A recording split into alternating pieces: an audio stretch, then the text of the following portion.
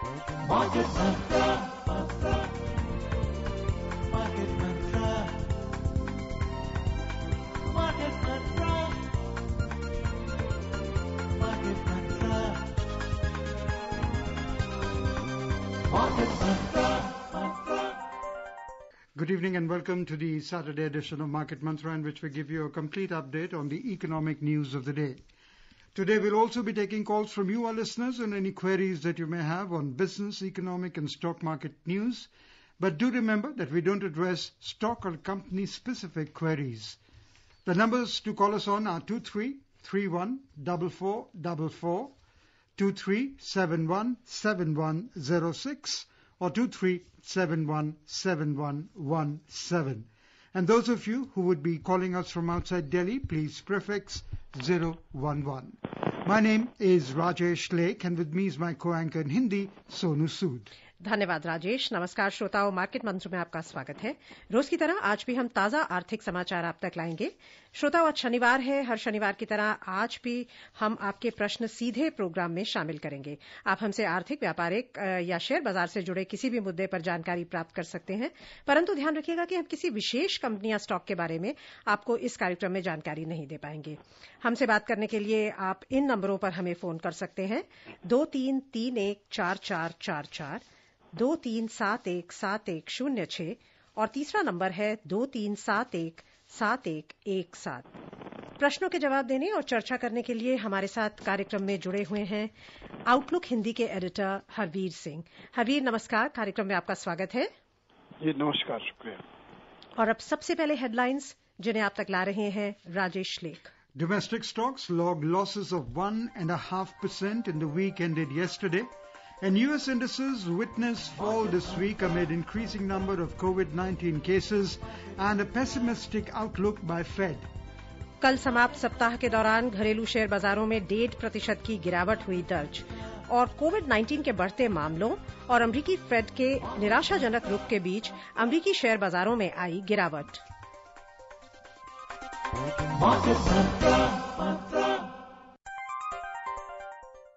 लेते हैं आज की पहली खबर। नकारात्मक वैश्विक संकेतों के बीच कल समाप्त कारोबारी सप्ताह के दौरान घरेलू शेयर बाजारों में मामूली गिरावट दर्ज हुई।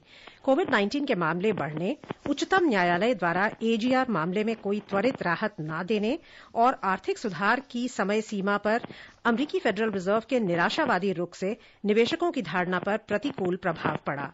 सप्ताह के दौरान सेंसेक्स 1.48% की मंदी से कुल 506 अंक कम होकर 33,781 पर बंद हुआ।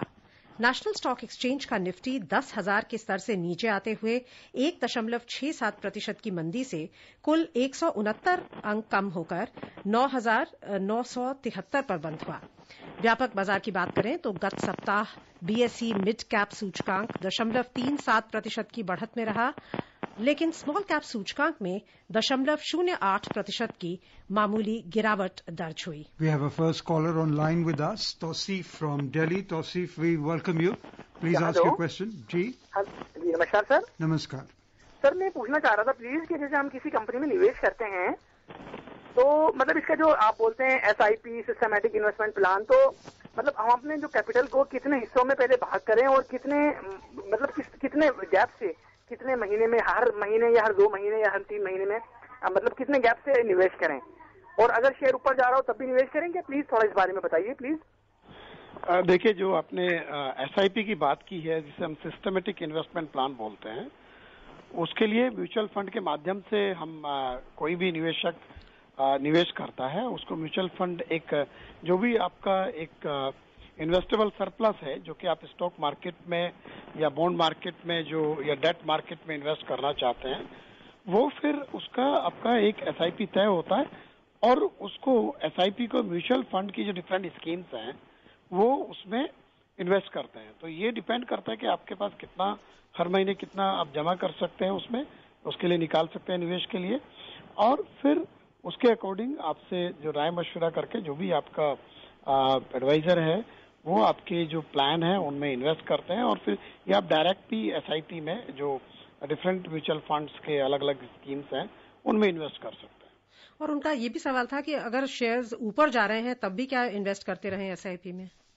हाँ, देखिए, SIP तो ये है कि लॉन्ग टर्म इन्वेस्टमेंट है, इसलिए उसको सिस्टमेटिक इन्वेस्टमेंट प्लान हम कहते हैं।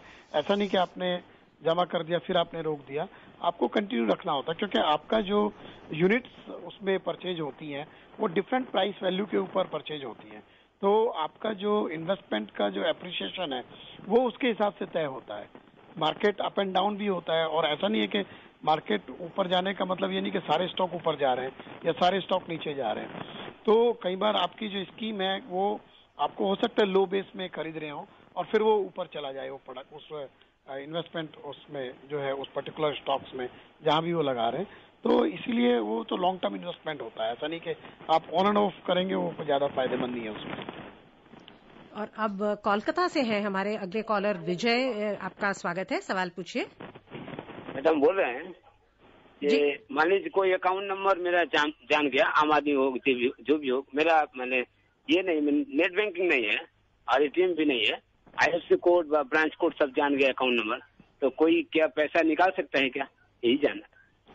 नहीं, देखिए सिर्फ अकाउंट नंबर जानने से तो कोई पैसा नहीं निकाल सकता। या तो आपका ATM कार्ड का उसके पास पिन हो, या वो आपको फ्रॉड के जरिए आपको गलत उस तरीके से कॉल करके आपसे बाकी डिटेल ले लें, आपका जो अकाउंट का पिन नंबर वगैरह का जो भी है, और या फिर कोई आपका फॉर्जरी करे, आपके नाम से चेक इश्यू करे या गलत तरीके के विड्रॉल के लिए जाए, तो ये सब बहुत आसान नहीं होता। तो सिर्फ नंबर किसी का जान लेना आपके बैंक अकाउंट से पैसा निकल जाएगा, इसकी संभावना लगभग नगण्य मेरा मानना है उस तरह से है। From Kolkata we are joined in by Mushtaq Ali. आप मुश्ताक साहब अपने रेडियो की आवाज कम कर दीजिए। अगर कोई शेयर परचेज से 10% गिर जाए तो उसको क्या बेच देना चाहिए? Okay, thank you. देखिए, शेयर गिर जाए, क्योंकि एक तो क्या होता है कि किसी स्पेसिफिक स्टॉक्स में उस कंपनी का कोई इस तरह का डेवलपमेंट हो या खबर आ जाए या उसके बिजनेस के ऊपर कोई इम्पैक्ट हो, उससे मूवमेंट होता है, या फिर सेक्टर के ऊपर या कोई इस तरह का ग्लोबल मूवमेंट हो या कोई डिसीजन हो या गवर्नमेंट का पॉलिसी का इम्पैक्ट हो। बहुत सारे फैक्टर होते हैं प्राइस के मूवमेंट के लिए स्टॉक्स के। लेकिन आज अगर 10% गिर भी जाता है तो ये आप पे डिपेंड करता है कि आपका होल्डिंग कैपेसिटी क्या है, आप कितना लॉन्ग टर्म बना रहना चाहते हैं। क्योंकि देखिए स्टॉक्स का मूवमेंट होता है, फिर आपका बाकी जो इन्वेस्टमेंट है उसको आप किस तरह वे कर रहे हैं। ऐसा तो मान लिया आपने जिस वैल्यू के ऊपर स्टॉक खरीदा था उससे काफी ज्यादा गया और उसके बाद वो 10% गिर गया तो भी आपको मुनाफा दे रहा है और आपका रिक्वायरमेंट है उस वक्त, you want to exit from that stock, तो ये आपका उस वक्त का डिसीजन होगा। ये कोई हार्ड एंड फास्ट रूल नहीं है कि 10% गिर गया तो आप उसको बेच देना चाहिए, क्योंकि वो बाद में आगे बढ़ भी जाएगा। तो ये डिपेंड करेगा कि आपने किस तरीके से किस प्राइस उसमें एंटर किया था और अभी आप किस तरह से उसमें पोजीशन है आपकी। और अब चलते हैं मुंबई, जहां से मुजाहिर खान हमारे साथ हैं। आपका बहुत बहुत स्वागत है, सवाल पूछिए। हाँ सुनो बहन, मैं मुजाहिर खान बोल रहा हूँ और मैं सिर्फ ये बताने के लिए आया हूँ कि आप जिस तरीके से काम कर रहे हैं और प्रोग्राम दे रहे हैं, तो आधे घंटे के लिए कम से कम मेरे दिमाग से कोरोना का चक्कर निकल जाता है, बहुत सुकून मिलता है। बहुत बहुत धन्यवाद। आप मैं ही कहना चाहूँ कि हमारे हरिवीर जी को और अमरीश जी को, तमाम लोगों को, राजेश जी को, सबको, आपके प्रोड्यूसर को बहुत बहुत शुक्रिया, धन्यवाद। इसी तरीके से प्रोग्राम करते रहिए। सब इससे ये प्रेरणा भी मिलती है कि हमें अपना काम जो है हर हालत में पूरा कर लेना चाहिए। शुक्रिया आपका बहुत बहुत। Thank you for those kind words. हाँ जी, सवाल पूछिए। सवाल नहीं है उनका, वो कॉम्प्लीमेंट देने आए थे। Harvir, what do you think is the outlook for the agriculture sector going forward, because the monsoons are going to be pretty regular? And before you answer that, we have the next caller online with us, Sanjay from Mumbai. First, we'll take his call and then you can give your comment. Sanjay, you're welcome. Please ask your question. Hello, good evening sir. Good evening, सवाल पूछो। अगर सेबी किसी company के shares को stop करके buying trading से, तो ऐसे कंपनी का फ्यूचर क्या होता है? क्या इसमें आगे क्या फ्यूचर होता है इसका? ये ट्रेडिंग में बाद में आती है, ट्रेडिंग करने के लिए शेयर बाइंग ट्रेडिंग में? Thank you. देखिए, ये है कि एक तो कोई स्पेसिफिक वजह होगी कि सेबी इस तरीके का डिसीजन लेगी, और ऐसा नहीं है कि सेबी का डिसीजन होते ही आगे के सारे रास्ते बंद हो जाएंगे, क्योंकि वो अपीलेट ट्राइब्यूनल में जा सकते हैं और भी मसला हो सकता है कि वो फिर से ट्रेडिंग में आ जाए। तो एक तो and at the same time के किसी भी स्टॉक का इमीडिएट वैल्यू सिर्फ सेबी के बैन करने से खत्म नहीं होता। इट विल डिपेंड कि उसका जो लीगल इम्प्लीकेशंस हैं वो कहाँ जाते हैं और फिर वो किस तरीके से रिजोल्व होता है इशू। और अब अगले कॉलर हैं दिल्ली से सतीश हमारे साथ। सतीश जी सवाल पूछिए। हेलो, हाँ जी, नमस्कार जी। नमस्कार। मेरा जो सवाल है वो विदेशी मुद्रा भंडार का है कि जैसे ये हर हफ्ते इसमें इजाफा हो जाता है पहले से ज्यादा, तो जैसे आजकल तो सारे काम बंद है, विदेशी कंपनियां भी नहीं आ रही है, तो इसके अंदर इजाफा कैसे हो रहा है कि पहले से ज्यादा? ये जो इंडियन डायस्पोरा है इनकी घर वापसी हो रही है, ये विदेशी मुद्रा भंडार में इनके द्वारा पैसे का इजाफा हो रहा है या कोई और कारण है? ये प्लीज बताइएगा कि भाई कैसे इजाफा हो रहा है। विदेशी मुद्रा भंडार हर तीसरे दिन बढ़ रहा है। ये धन्यवाद। देखिए, जो हमारा फॉरेन करेंसी रिजर्व होता है वो उसमें किस तरह होता है कि हम जो भी एक तरीके से इकोनॉमिक एक्टिविटीज हो रही है वो एक्सपोर्ट से रिलेटेड हो या रेमिटेंसीज हो या हमारे यहाँ फॉरेन करेंसी में इन्वेस्टमेंट आ रहा हो, तो ये या कोई इंडिविजुअल जो है उस तरीके से पैसा ला रहा है, इन्वेस्ट कर रहा है, तो या फिर सरकार की कुछ उस तरीके के अर्निंग्स हैं वो भी है, या फिर गवर्नमेंट का और कोई प्रोजेक्ट्स के लिए फॉरेन करेंसी में पैसा आ रहा है, तो जो भी फॉरेन करेंसी आ रही है it goes to our forex reserve.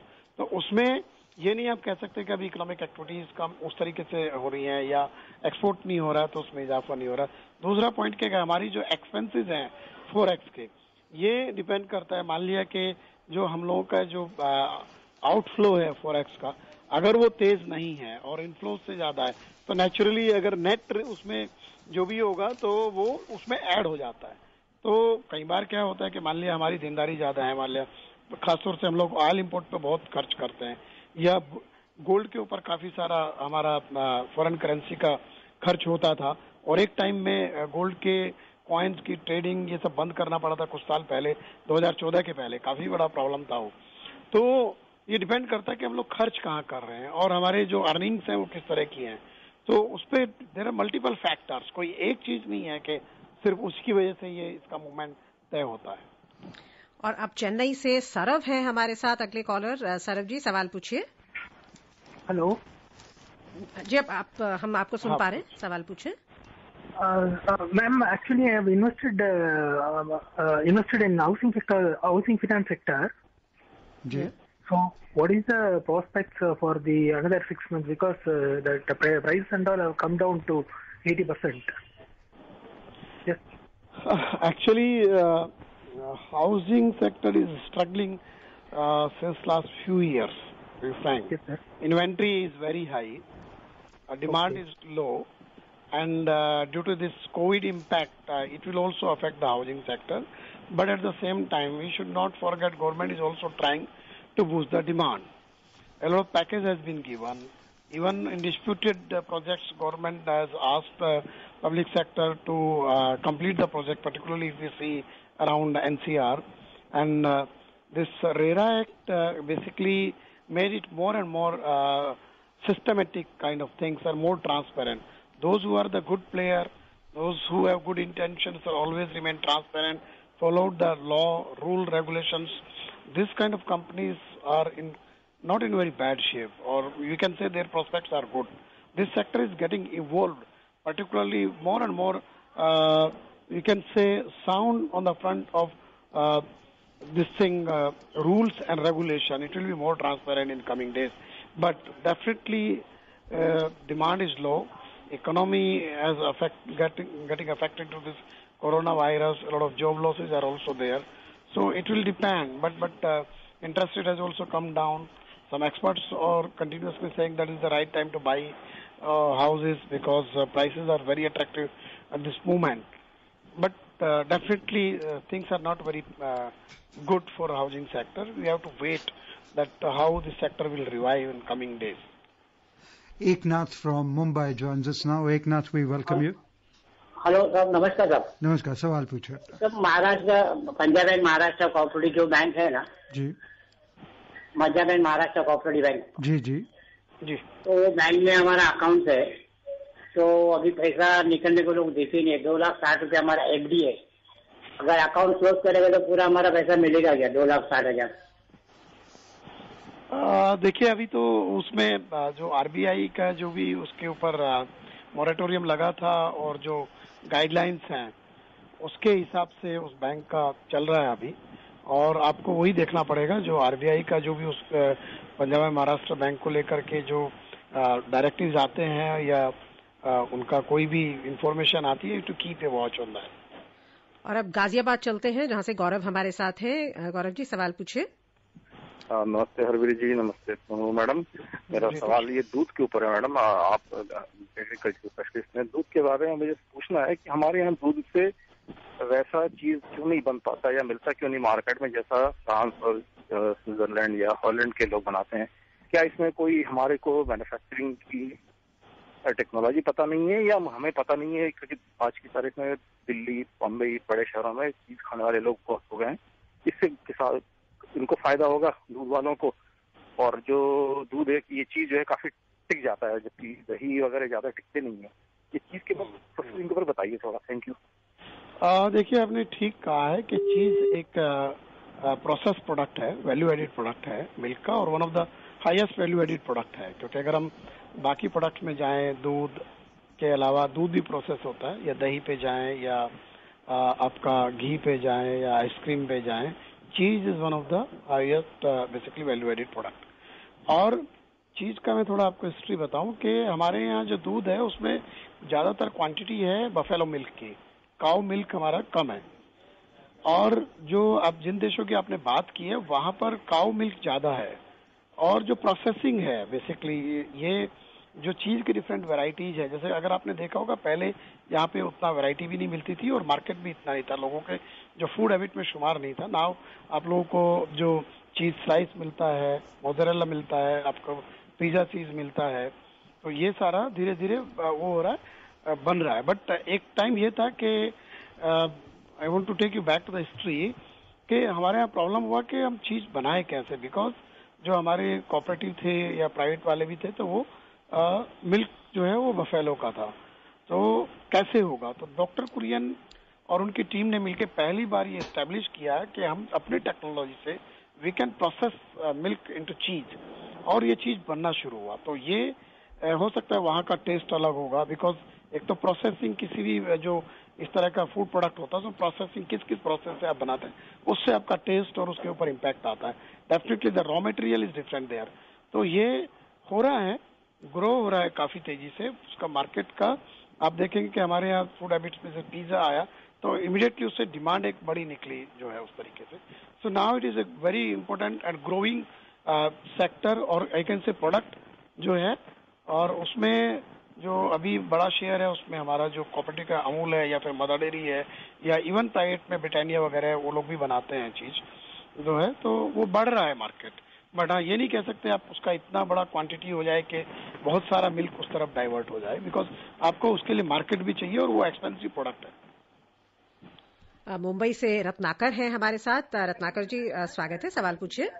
Hello, good evening madam. Good evening. मेरा सवाल है कि अभी ये जो इंस्टॉलमेंट ईएमआई के लिए बैंक ने सितंबर अक्टूबर तक जो कंसेशन दिया है भरने के लिए, तो उसके ऊपर जो इंटरेस्ट आएगा उसके बारे में क्या प्रावधान है? और दूसरा सवाल है मेरा कि जो पेट्रोल डीजल की प्राइस है लास्ट 1 वीक में 2-3 दिन कंटिन्यूस बढ़ रही, उसका रीजन क्या? हाँ, देखिए दो अलग सेक्टर की बात है। जो गवर्नमेंट ने थोड़ा जो ईएमआई जो लोग देते हैं उनको राहत देने के लिए आरबीआई ने अनाउंस किया कि आपका जो ईएमआई है उसमें मॉरेटोरियम दे दिया।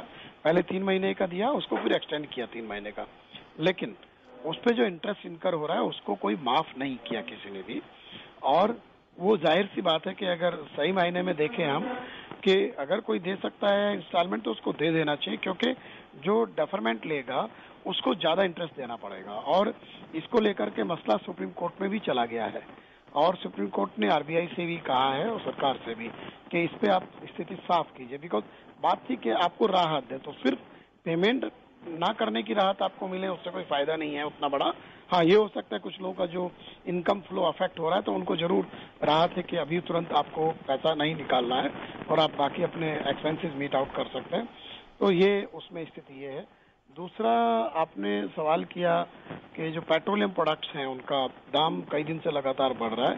असल में देखिए कि जो क्रूड का प्राइसेस जो है वो काफी नीचे चला गया था और हिस्टोरिकल नीचे चला गया था।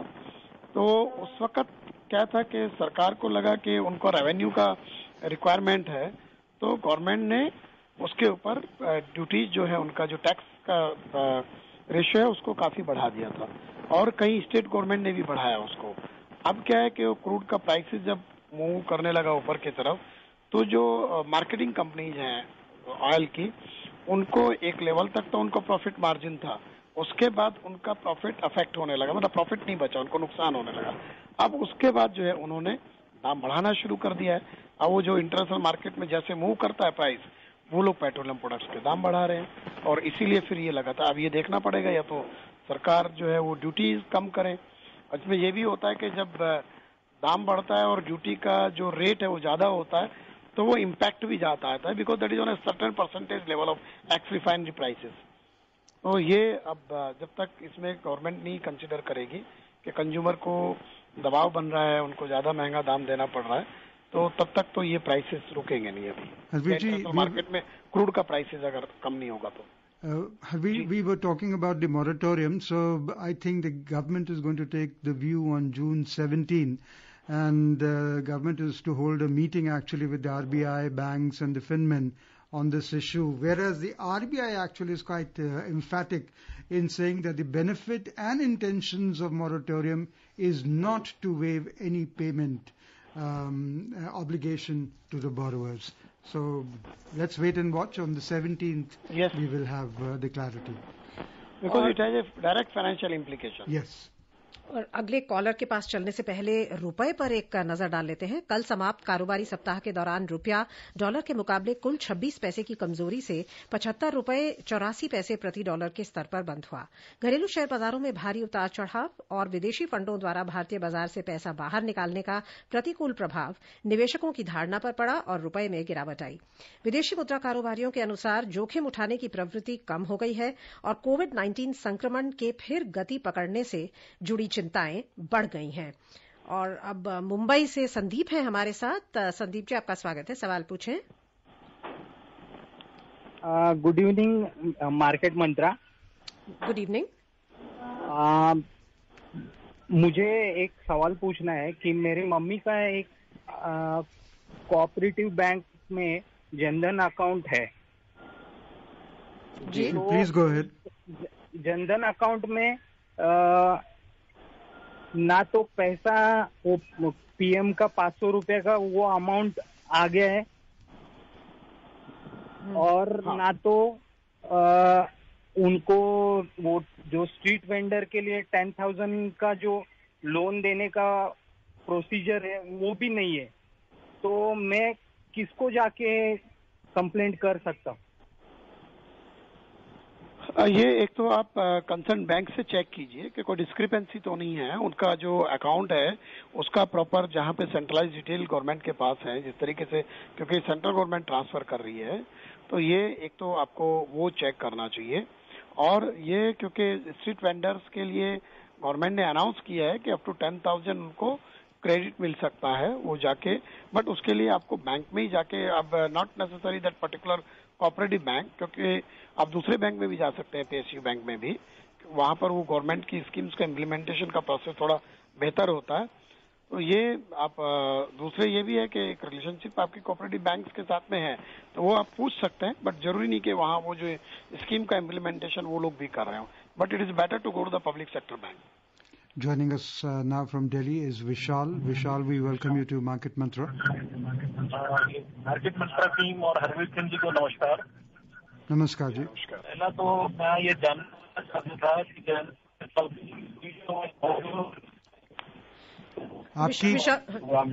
आपसे रिक्वेस्ट है, अपना जो रेडियो सेट है उसकी वॉल्यूम कम कर दीजिए, बहुत एको आ रही है। और अगर आप मोबाइल से कर रहे हैं तो प्लीज एक ऐसी जगह पे जाइए जहां क्लैरिटी हो। In the mean time let us tell you that the Wall Street's main equity indices rose yesterday amid buying at low prices as the three major stocks plunged 5 to 7% in previous session. However, the indices logged their worst week in nearly 3 months on fears over new coronavirus cases and economic worries.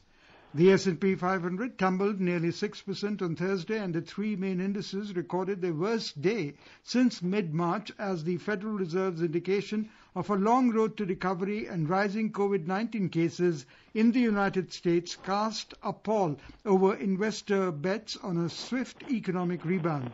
The Dow Jones gained 1.9%, the S&P 500 surged 1.3%, and the Nasdaq Composite recovered 1%. और मध्य प्रदेश से राम जी हैं हमारे साथ। अब आपका स्वागत है, सवाल पूछिए। जी मैडम नमस्कार, मैं राम जी गर्ग बोल रहा हूँ रीवा मध्य प्रदेश से। जी नमस्कार। मैडम हमारा EHPN में एक पैसा फंस गया है, जैसे कि ये जीवन बीमा LIC पैसा जमा कराती है, तो उसका क्या प्रयोजन क्या चल रहा, कब तक में मिलेगा, का कैसा मान लीजिए। तो LIC का पैसा फंस गया है, हरबीर जी इनको क्या करना चाहिए? देखिए, पैसा फंसने का एक तो इनको देखना चाहिए कि जो इनका LIC की जो इनकी स्कीम है जिसमें इन्होंने इन्वेस्ट किया है या जो पॉलिसी खरीदी है उसके जो नॉर्म्स है क्या इन्होंने प्रॉपर फॉलो किए हैं क्या। दूसरे, ये फंसने की कोई वजह हो सकती है तो एक तो इनको जो LIC का लोकल ऑफिस है वहां पे जाके अप्रोच करना चाहिए और अपना इशू उनके साथ डिस्कस करना चाहिए जो वहाँ पे हो, और नहीं तो he can approach to the grievance cell and up to the ombudsman. Yes, and ombudsman में भी हो सकता है कि वहीं पे रिजॉल्व हो जाए और इनको ओम्बड्समैन तक ना जाना पड़े। सो बिकॉज कि ये आपका एक तरीके से क्लेम सेटलमेंट हो या इन्वेस्टमेंट का मसला हो, LIC का रिकॉर्ड काफी अच्छा है, उसमें प्रॉब्लम्स आते नहीं है। आमतौर पर तो ऑटोमेटिकली आपके अकाउंट ऑटोमेटिकली पैसा आपके अकाउंट में आ जाता है। हो सकता है कि कोई ऐसा इश्यू हो कि मान लिया कई बार होता है, आजकल तो ऑनलाइन ट्रांसफर होता है, कोई इनका नाम का कोई इशू हो या अकाउंट डिटेल प्रॉपर ना हो, कैंसिल चेक इन्होंने दिया होगा, so they may be some different reason, और अगर कोई डिस्प्यूट है then he has to go to ombudsman. Rinku from Delhi joins us. Rinku, we welcome you. Good evening sir. Good evening, सवाल पूछें अपना। मेरा सवाल ये है सर कि ये बताइए मेरे को, सेविंग अकाउंट में जो 4% ब्याज मिलता है वो बैंक मतलब ऐसा कौन सा वाला बैंक है जो इसमें 4% ब्याज मिलता है? ये बहुत से बैंकों में 3.5 और 4 के बीच में ऐसे मिलता है। मुझे ये बैंक बता दीजिए कौन से बैंक में मैं अकाउंट खुलवाऊँ सेविंग अकाउंट जिसमें 4% ब्याज मिल जाए। आप देखिए, ये तो आपको देखना पड़ेगा। दूसरे क्या है कि यूजुअली एक तो आप बैंक्स के आप उनकी साइट पे जाके चेक कर सकते हैं कि कौन बैंक सेविंग बैंक अकाउंट में कितना इंटरेस्ट दे रहा है, लेकिन जो स्मॉल बैंक्स हैं, एक तरीके कंपैरेटिवली जो छोटे बैंक हैं, उन्होंने ये आपका कोटक है और 1-2 बैंक और थे, हालांकि यस बैंक ने भी कुछ समय काफी ज्यादा सेविंग अकाउंट पे ब्याज दिया, तो आप उनमें भी प्राइवेट बैंक से भी चेक कर सकते हैं, क्योंकि वो थोड़ा कंपैरेटिवली जो हमारे बड़े PSU बैंक हैं उनके मुकाबले ज्यादा इंटरेस्ट देते हैं सेविंग अकाउंट पे, क्योंकि उनको डिपॉजिट्स का ज्यादा एक दरकार रहती है और थोड़ा वो अभी अननोन है उस तरीके से, Quickly, we'll take up the. आप ये साइट पे जाकर के चेक कर सकते हैं। Okay, we'll take up the last call now. Ashish from Madhya Pradesh, please जल्दी से अपना सवाल पूछिए। हेलो। हाँ, can you please lower the volume of your radio set? We only have 20 seconds. Please ask a question, or maybe you could call on Monday or tomorrow if you. Hello जी, हम आपको सुन पा रहे हैं, आप जल्दी से अपना सवाल पूछिए। मैडम, मैं एक रिक्वेस्ट करना चाहता था श्रीमान महोदय के माध्यम से भारत सरकार से। देखिए, अभी we can not take your call, you call us tomorrow. Harbir, thank you so much for being with us. Thank you Rajesh. और सभी श्रोताओं का भी बहुत बहुत धन्यवाद इतने उत्साह के साथ इस कार्यक्रम में भाग लेने के लिए। And before we close, the headlines once again. Domestic stocks log losses of 1.5% in the week ended yesterday, and US indices witnessed fall this week, an increasing number of COVID-19 cases and a pessimistic outlook by Fed. And we'll also have the headlines in Hindi. कल समाप्त सप्ताह के दौरान घरेलू share बाजारों में 1.5% की गिरावट हुई दर्ज, और कोविड-19 के बढ़ते मामलों और अमरीकी फेड के निराशाजनक रुख के बीच अमरीकी शेयर बाजारों में भी आई गिरावट। And that's all we have in this edition of Market Mantra. Till tomorrow, goodbye.